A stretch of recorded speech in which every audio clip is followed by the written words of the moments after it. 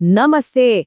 आज हम एक ऐसी प्राचीन भारतीय कथा की गहराइयों में उतरने वाले हैं जहां प्यार और समर्पण की ताकत ने साक्षात मृत्यु को भी घुटने टेकने पर मजबूर कर दिया था।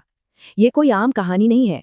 ये इस बात का सबसे बड़ा सबूत है कि सच्चा प्रेम हर बाधा को, यहाँ तक कि मौत को भी पार कर सकता है। तो चलिए, बिना कोई देरी किए सीधे इस महाकाव्य की दुनिया में चलते हैं। जरा इन शब्दों के भारीपन को महसूस कीजिए। उसके भाग्य में अल्प आयु लिखी है, यानी उसकी मृत्यु जल्द ही निश्चित है। रोंगटे खड़े कर देने वाली ये भविष्यवाणी किसी आम इंसान की नहीं थी। ये शब्द थे स्वयं महर्षि नारद के। और ये खौफनाक भविष्यवाणी किसके लिए थी? एक बेहद ही गुणी और शानदार इंसान, राजकुमार सत्यवान के बारे में। अब जरा एक पल के लिए रुकते हैं और इस बारे में गहराई से सोचते हैं। यहाँ एक बहुत ही गंभीर सवाल है। अगर किसी को पहले से ही ये पता चल जाए कि जिससे वो बेइंतहा प्यार करता है, उसके पास जीने के लिए ठीक 1 साल, सिर्फ 1 साल बचा है, तो क्या फिर भी वो उससे शादी करेगा? ये कोई ख्याली सवाल नहीं है, बल्कि यही वो सबसे बड़ी और जज्बाती चुनौती थी जिसका सामना राजकुमारी सावित्री को करना पड़ा था। भाग 1, स्वर्ग की राजकुमारी। आइए उस अलौकिक और जादुई दुनिया में चलते हैं जहां अश्वपति यानी घोड़ों के महान राजा का राज हुआ करता था। वैसे तो वो अपनी प्रजा के बीच बेहद लोकप्रिय थे, लेकिन उनके दिल में एक गहरा दर्द था। वो एक वारिस के लिए, एक संतान के लिए अंदर ही अंदर बहुत तड़प रहे थे। और इसी समृद्ध इतिहास और हमारी पौराणिक कथाओं को बहुत ही शानदार तरीके से रस्किन बॉन्ड की किताब Tales and Legends from India में पिरोया गया है। आज हम जिस कहानी को खंगाल रहे हैं ना, वो सच में इतनी उत्साहजनक और जादुई है कि आप खुद को उस प्राचीन काल में महसूस करेंगे। अब यहाँ जो बात सबसे ज्यादा दिलचस्प है, वो है ये जबरदस्त अंतर। एक तरफ देखिए, राजा ने देवताओं को खुश करने के लिए सोने से जड़ा हुआ एक विशाल मंदिर बनवा दिया। एक ऐसा मंदिर जिसमें संगमरमर की 100 सीढ़ियां थीं और जो 3 ताड़ के पेड़ों से भी ऊंचा था, एकदम भव्य। और दूसरी तरफ एक दूर दराज का घना जंगल और तपस्वियों की बिल्कुल साधारण सी झोपड़ियां। और यही वो जगह थी जहां आगे चलकर सुख सुविधाओं में पली बढ़ी हमारी राजकुमारी सावित्री को अपना सच्चा प्यार मिलने वाला था। तो राजा की सालों की कड़ी तपस्या और उस स्वर्ण मंदिर में किए गए अनगिनत अनुष्ठानों का आखिरकार फल मिला, और वो भी एक बड़े चमत्कार के रूप में। यज्ञ की धधकती ज्वालाओं के ठीक बीच से एक आकृति उभरने लगी। ये कोई और नहीं, साक्षात देवी सावित्री थी। उनकी मधुर आवाज पूरे मंदिर में गूंज उठी।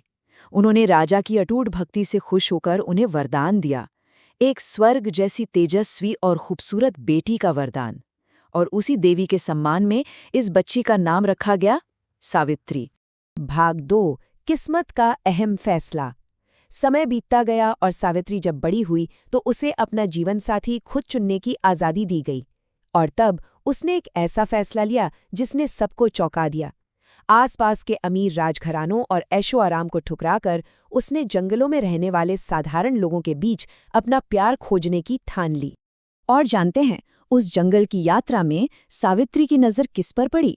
एक काले घोड़े पर सवार एक नौजवान पर। पहली ही नज़र में कुछ बहुत खास था उसमें। भले ही उस नौजवान के कपड़े किसी मामूली किसान जैसे थे, पर उसके बैठने का अंदाज, उसकी आभा बिल्कुल किसी राजकुमार जैसी थी। ये थे सत्यवान, जो एक अंधे और निष्कासित राजा के बेटे थे। सावित्री ने उन्हें देखा और बस उसी पल तय कर लिया कि उनका जीवन अब इन्हीं के साथ जुड़ेगा। लेकिन तभी महर्षि नारद ने वो भयानक चेतावनी दी कि सत्यवान श्रापित है और ठीक 1 साल बाद उसकी मौत तय है। कोई भी आम इंसान ये सुनकर पीछे हट जाता, लेकिन सावित्री ने बिना किसी खौफ के एक हल्की सी मुस्कान के साथ कहा, कोई और हो ही नहीं सकता। जरा सोचिए इस बात की गहराई को। ये सावित्री की वो अटूट और पक्की प्रतिबद्धता थी जिसने साक्षात मौत की चेतावनी को भी दरकिनार कर दिया था। अब चलिए देखते हैं कि कैसे समय की सुई एक टिक टिक करते टाइम बॉम्ब की तरह आगे बढ़ती है। पहला 1 महीना तो शादी की बेतहाशा खुशियों में मानो पंख लगाकर उड़ गया, लेकिन फिर महीने मुट्ठी से रेत की तरह तेजी से फिसलने लगे। और जब तक 11वां महीना आया, सावित्री की रातों की नींद पूरी तरह उड़ चुकी थी। वो एक पल के लिए भी सो नहीं पा रही थी। वो लगातार सत्यवान के साथ जागती रही, एक साये की तरह उनके साथ रही, जब तक कि वो आखिरी खौफनाक सुबह नहीं आ गई, जब सत्यवान को लकड़ियां काटने उस बांस के जंगल में जाना था। भाग 3, मृत्यु को सीधी चुनौती। कहानी अब अपने सबसे तनावपूर्ण और चरम बिंदु पर आ चुकी है। वो पल आ गया है जब साक्षात मृत्यु के देवता को चुनौती दी जानी है। उस सुबह मौत से पूरी तरह अनजान सत्यवान अपनी कुल्हाड़ी लेकर बांस के जंगल की तरफ निकल पड़ता है, और सावित्री, जो सब जानती थी, वो भी एक पल गवाए बिना उसके पीछे पीछे चल देती है। और फिर अचानक मानो आसमान से बिजली गिरी हो, एकदम भयानक गति से मृत्यु के देवता स्वयं यमराज वहां प्रकट हो गए। उन्होंने एक पल की भी देरी नहीं की, बस आगे की ओर झुके और राजकुमार के शरीर से उसकी आत्मा को सीधा बाहर खींच लिया। पलक झपकते ही सत्यवान निर्जीव होकर गिर पड़ा और यमराज उस आत्मा को लेकर बेहद तेज गति से दक्षिण दिशा की ओर निकल पड़े। लेकिन यमराज को अंदाजा नहीं था कि उनका पाला किससे पड़ा है। सावित्री हार मानने वालों में से बिल्कुल नहीं थी। जैसा कि कहा गया है, प्रेम ने उसे जैसे पंख दे दिए और वो यमराज के कदमों के ठीक पीछे दौड़ पड़ी। इस अदम्य साहस को महसूस कीजिए।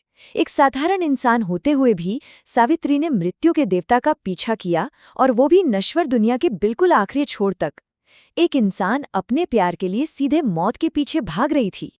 भाग 4, प्राचीन महाकाव्य। अब इस पौराणिक दुनिया के चमत्कारों से जरा बाहर आते हैं और वास्तविकता की जमीन पर लौटते हैं। चलिए इस कहानी के असली स्रोत की बात करते हैं, उस महाकाव्य की जिसने हजारों सालों से पीढ़ियों को प्रेरित किया है। और सबसे अहम बात यह है कि ये कहानी दरअसल दुनिया की सबसे लंबी कविता का एक हिस्सा है। जी हाँ, महाभारत। जरा इस आंकड़े पर गौर कीजिए, 2,20,000 लाइनें। ये अपने आप में दिमाग घुमा देने वाला नंबर है। और इतने विशाल, इतने बड़े महाकाव्य की ठीक बीचों बीच ये प्रेम कथा एक बेहद अनमोल मोती की तरह सहेजी गई है। इस कहानी की अपनी एक बहुत ही खास और असल दुनिया की विरासत है। क्या आप जानते हैं कि इसकी जड़ें ईसा पूर्व 14वीं शताब्दी तक जाती हैं? मूल रूप से ये कहानी निर्वासित पांडव राजा युधिष्ठिर को सांत्वना देने और उनका ढांढस बंधाने के लिए सुनाई गई थी। और इसकी पहुंच सिर्फ भारत तक सीमित नहीं रही।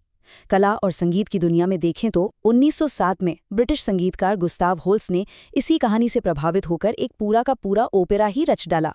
मतलब ये कहानी सच में हर सीमा, हर सरहद से परे है।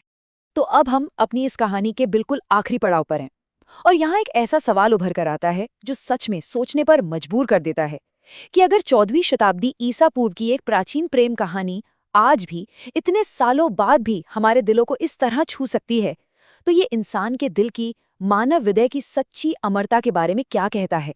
ये प्राचीन कथाएं साबित करती हैं कि प्यार, हिम्मत और समर्पण का जज्बा कभी पुराना नहीं पड़ता। आज की इस चर्चा ने यकीनन आपके मन में कुछ नया जानने की जिज्ञासा जगाई होगी। इस अद्भुत सफर में साथ बने रहने के लिए बहुत बहुत शुक्रिया।